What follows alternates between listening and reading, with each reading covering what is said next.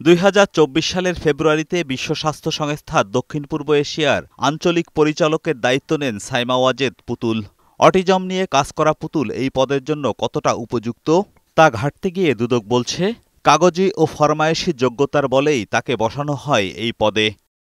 পুতুল বিশ্ব স্বাস্থ্য সংস্থায় পাঠানো সিভিতে উল্লেখ করেন, 2022 সাল থেকে 23 সাল পর্যন্ত বিএসএমএমইউতে অটিজম ও মানসিক বিষয়ে শিক্ষকতা করেছেন। অথচ বিশ্ববিদ্যালয় কর্তৃপক্ষ বলছে, কখনোই তিনি শিক্ষকতা করেননি।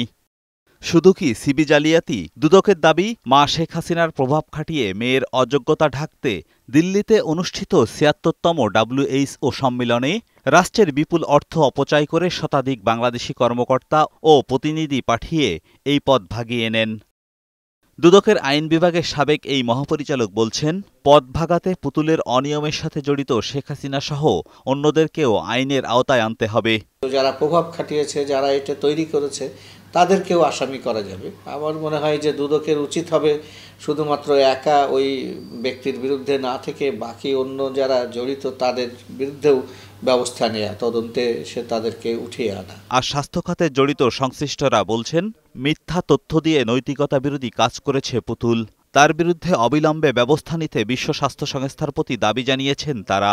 উনি এই পদে এই মিথ্যা তথ্যের কারণে উচিত ওনার পদত্যাগ করা। বিশ্ব স্বাস্থ্য সংস্থা উচিত তার বিরুদ্ধে একটা তদন্ত করে কোনটি সঠিক কোনটি বেঠিক বের করে তার ব্যাপারে একটা সিদ্ধান্ত নেওয়া। সিবিতে মিথ্যা তথ্য দেওয়ার অভিযোগে মামলাসহ দুর্নীতির ঘটনায় পুতুলের বিরুদ্ধে পৃথক 3টি মামলা করেছে দুদক। এজাজুল হক মুকুল, বৈশাখী সংবাদ, ঢাকা।